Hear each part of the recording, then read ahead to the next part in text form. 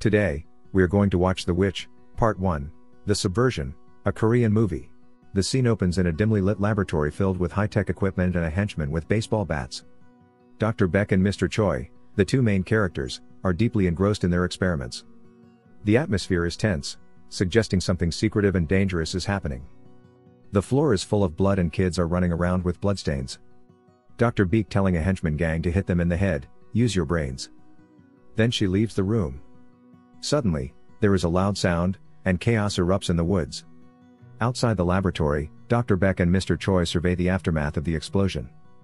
They believe the young girl perished in the incident and express relief that their secret will remain hidden. Satisfied, they leave the scene, convinced that no one survived. The young girl, exhausted and injured, stumbles upon a peaceful farm. She collapses on the ground near a small barn, her body trembling with fatigue and fear. Vulnerable and alone. Mr. and Mrs. Gu, the kind-hearted owners of the farm, notice the girl lying unconscious on their property. Concerned, they rush to her side and gently check her pulse. Realizing that she needs immediate help, they decide to bring her into their home. Mrs. Gu creates a warm and cozy environment for the girl in their farmhouse. She tends to the girl's injuries, carefully cleaning and bandaging them. Over the following days, Mrs. Gu provides nourishing meals and tender care, nursing the girl back to health. As the girl recovers, she forms a deep bond with Mr. and Mrs. Gu. 10 years have passed, and Ji-yeon, now a young woman, leads a seemingly ordinary life. She has no recollection of her past and remains unaware of her previous extraordinary abilities. However, her family faces financial hardships, and her mother's early signs of dementia add to their challenges. Despite these difficulties, Ji-yeon maintains an innocent and pure-hearted approach to life. She does her best to help her family in any way she can, taking on various responsibilities to alleviate their financial burden. Ji-yeon experiences intense migraines that strike periodically. Clutching her head in pain, unable to function during these episodes. Her migraines hint at something deeper within her, connecting to her forgotten past. The next day, she goes to school on the school bus. While explaining her family's financial problems to her best friend, she gives her an idea to join a singing competition to win a lot of money as the first prize. Motivated by the need to support her family, Ji-yeon decides to audition for a highly publicized national singing contest. She practices her song tirelessly and prepares herself mentally for the opportunity to win a substantial cash prize. During her audition, as Ji-yeon takes the stage, she becomes overwhelmed with emotions and her telekinetic powers awaken. The microphone she holds starts levitating, captivating the judges and the audience. Ji-yeon herself is surprised and confused by this display of her latent ability. However, her father and mother disapprove of this decision. But her best friend doesn't have a clue what's happening, but tries to convince Ji-yeon's father and mother by saying, "Don't worry, we need to showcase her special talent in order to gain exposure on social media." Dr. Beck and Mr. Choi's realization watching the televised audition. Dr. Beck and Mr. Choi recognize Ji-yeon as the girl who escaped from their laboratory years ago. They are shocked to see her telekinetic powers on display, realizing that she has retained her abilities despite their previous assumptions. Dr. Beck and Mr. Choi, fearing exposure and the potential threat Ji-yeon poses, decide to recapture her. They send a group of men, their loyal henchmen, to find and bring her back to the laboratory. After her friend went to bed, Ji-yeon's mother and father became worried about her exposing herself to the world with her strange powers. That night, she experienced another migraine and was in excruciating pain. However, this time she could barely remember her past. In her vision, she saw someone smoking a cigarette before the memory faded. The scene then cuts to Ji-yeon and her friend boarding a train for the second round of auditions. Suddenly, they were approached by a handsome boy named Nobleman, who claimed to know Ji-yeon. However, Ji-yeon couldn't remember anything about the boy. The boy insisted, saying, "You know me, how can you not remember?" Suddenly, the boy attempted to slap Ji-yeon, but he stopped just short of her face. Ji-yeon started crying immediately, and her friend shouted at the boy. However, he didn't seem concerned and instead smirked before leaving the compartment. As he walked away, another passenger on the train was speaking loudly on the phone. Nobleman warned the man to lower his voice, but he ignored the warning. Instantly, Nobleman used his powers to kill the man. Following that, Nobleman opened the train door and threw him out of the moving train. It became apparent that this boy possessed some kind of power similar to Ji-yeon's. Finally, she arrived at the singing competition. As she started singing, Mr. Choi and Dr. Beck watched her on TV and exchanged comments, questioning whether it was really the girl or not. When the competition came to an end, The winners were announced. To their delight, Ji-yeon was declared the winner. Both Ji-yeon and her friend became extremely happy.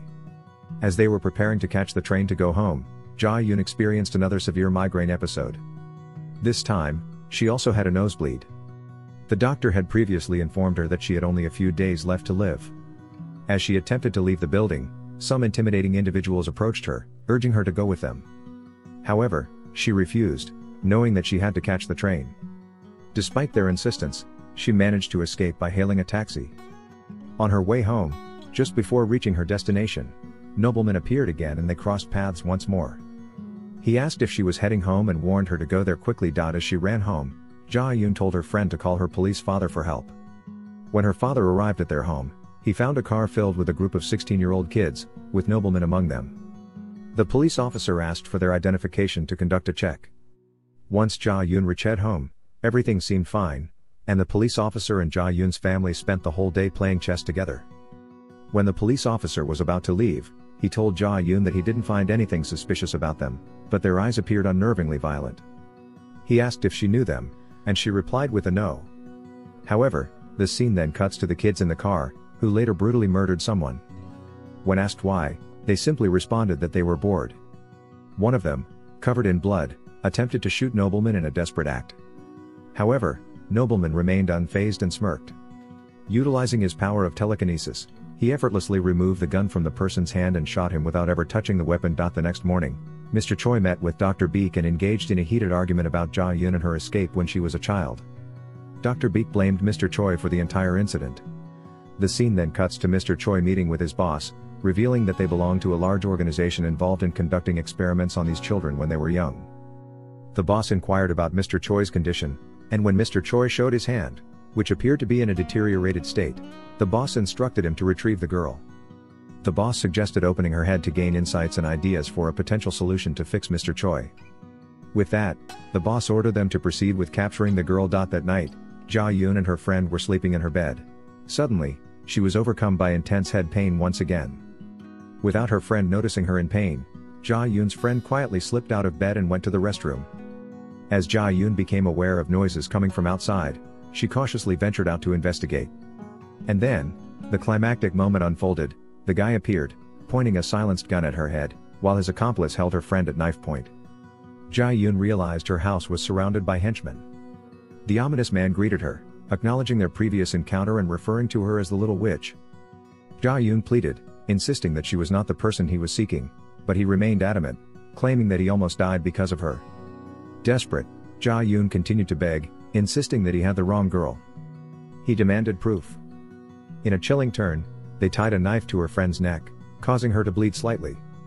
The camera zoomed in on Ji-yeon's face as she repeated the words, "It's not me, it's really not me." Then, in a sudden twist, the camera zoomed even closer as Ji-yeon unexpectedly grabbed the gun and swiftly began shooting everyone around her, sparing only the scary guy. Within seconds, she stood before him, using her own hands to beat him while vehemently repeating, "I told you I am not her. It's not me." The scary guy's expression changed. He uttered, "I should have killed you when you were a kid," but before he could finish his sentence, she shot him in the head. Then, she dropped the gun, shocked by her own actions. In a dramatic entrance, Nobleman appeared, clapping his hands, accompanied by his partners. One girl showcased incredible strength, effortlessly lifting a guy with just one hand. Nobleman remarked to Ji-yeon, "It seems like your memory is coming back to you. Don't worry, your mom and dad are just taking a nap." Confused and afraid, Ji-yeon asked, "Who are you guys? What do you want from me?" Nobleman responded, threateningly, "If you don't come with us willingly, we will kill your family." He then complimented her acting skills, saying, "Your acting is top-notch." Ji-yeon persisted, "What do you want from me?" In response, Nobleman revealed a scar on his head, accusing her, "You did this to me. Just come with us willingly, and you should be thankful to the company." Ji-yeon glanced at her friend with teary eyes, torn and uncertain, but ultimately decided to go with him. They arrived at the same laboratory to meet Dr. Beek, who eagerly awaited Ji-yeon's arrival. Meanwhile, Mr. Choi prepared his henchmen for the lab as well. Nobleman escorted Ji-yeon to a medical room, where she was locked inside. On the opposite side of the room, there was a mirrored room where Dr. Beek awaited, ready to question her. Drive. Beek exclaimed, "I have been waiting for this moment for over 10 years. I thought you were dead." Overwhelmed with joy at seeing her alive, she became emotional. Ji-yeon, still feeling bewildered, proceeded with a thorough medical examination, utilizing various equipment to assess her overall physical condition. Ji-yeon continued to ask questions, seeking to understand who they were and what they wanted from her. Dr. Beek smirked and replied, "Ah, you've lost your memory. I understand. When you were a child, we subjected you to brutal experiments. You should have simply hidden from us. Your appearance on that televised show made it easy for us to find you." Confused and struggling to comprehend the situation, Ji-yeon was instructed by Dr. Beek to make herself comfortable while she helped her remember. A person in the room then administered an injection to her neck. Suddenly, she experienced a flashback, remembering everything that had happened to her as a child, how she and many other kids had been subjected to experiments by Dr. Beek and the doctors. She recalled her daring escape and the horrors she had endured. Dr. Beek boasted, "I am the world's best brain surgeon, particularly for genetically engineered brains like yours."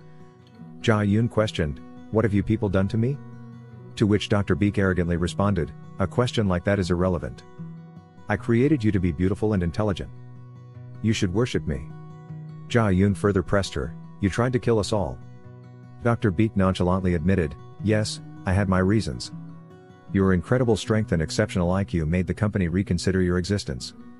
You were meant to be a follower, but your violent behavior led us to take drastic measures. Dr. Beek, you are truly special among all my creations. All the other subjects from the other rooms are watching what's happening. We've come to realize just how unique you are. We have our orders, but I can't bring myself to terminate the experiment. You give my life meaning. But that's just the way the world works. We made a mistake though. None who have come in front of you couldn't survive. I hope you now have all your memories back." As this conversation was happening, Ji-yeon looked extremely tired, tied up in a medical chair.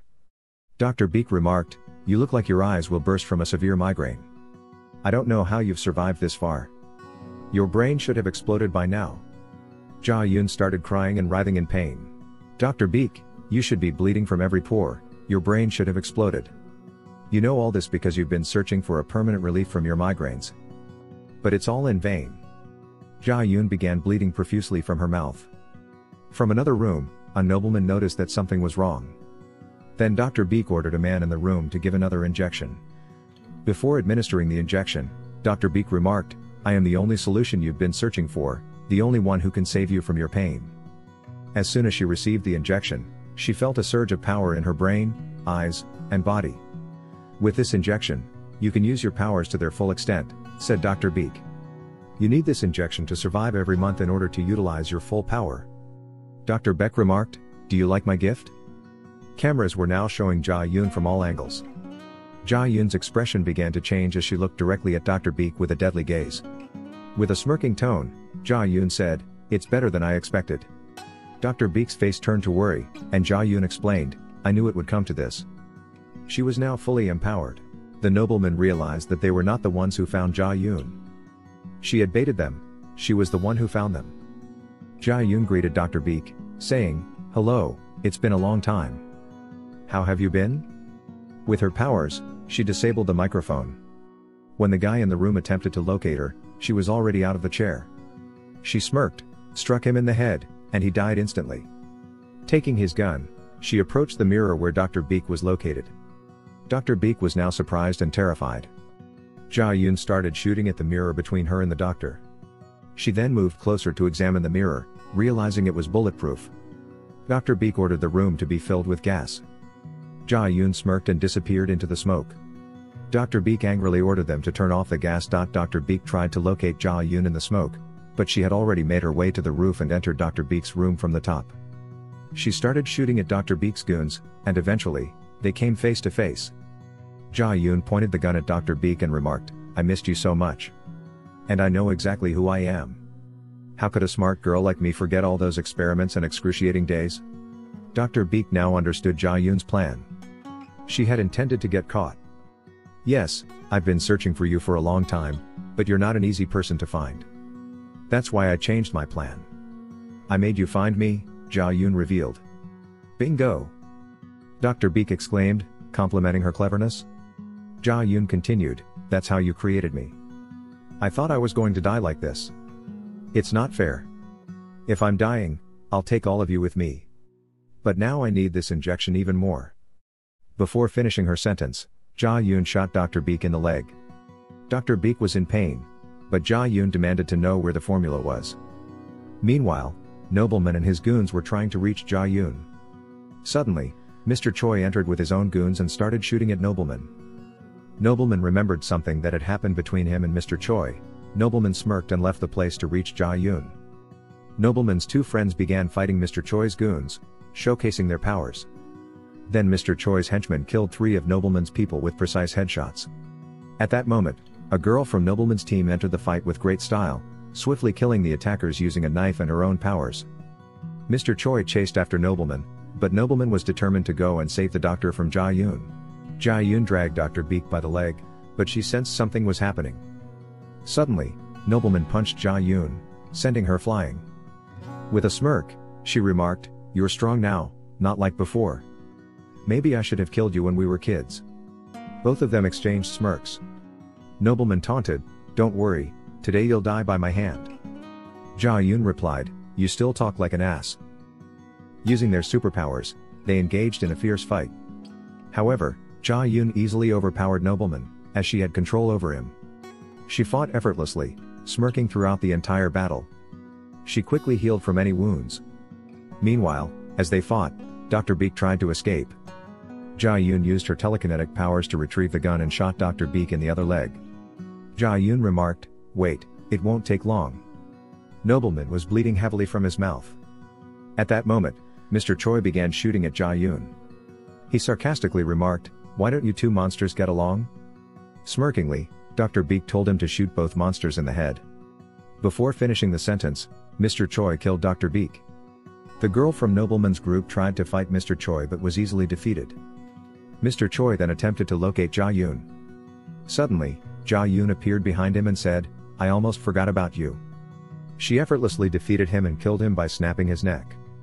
Now, Ji-yeon turned to Nobleman and declared, "It's just you and me now." Nobleman had the medicine and revealed that it was created in a research center. Ji-yeon asked him where the research facility was located and questioned whether he still wanted to continue fighting. At that moment, the girl from Nobleman's group, who had not yet died, attacked Ji-yeon from behind. However, Ji-yeon effortlessly caught her head and remarked, "Do you want to see how good I am?" With just her hand, she crushed the girl's head. However, the girl's knife had already struck Ji-yeon's abdomen. Nobleman tried to shoot Ji-yeon from behind, but he was no longer in control of his own hand. Ji-yeon used her powers to manipulate him, taking the knife from her abdomen and stabbing him in the chest. She then took the gun from him and went to shoot him in the head. Even though he was dying, he still had a smirk on his face. Ji-yeon asked him once again where the research facility was, but he replied that it was pointless and advised her to die as Ji-yeon. Smirking, Ji-yeon said, "I'm going to live as Ji-yeon." She shot him in the head. Ji-yeon retrieved the remaining medicine from the refrigerator. As she left, she opened the gas to set the buildings on fire. When she drove away, the entire building was engulfed in flames. She returned to her place, where the police had taken control, and found her parents in the hospital. She visited them and gave some of the medicine to her father, assuring him that her mother would be okay. As she left the hospital, her father told her to take care of herself. Ji-yeon said goodbye to her best friend and proceeded on her way. After 3 months, she found the twin sister of Dr. Beek who possessed an abundance of medicine. She took all of it in her hands. Desperate for a permanent solution, someone told me that you're the one she had been seeking. Meanwhile, standing next to her was another girl with similar powers. Ji-yeon warned her, "If you touch me, I will remove your head." Part 1 of the movie ends there. Thank you for joining us on this cinematic journey. If you haven't already, make sure to like, share, and subscribe to our channel.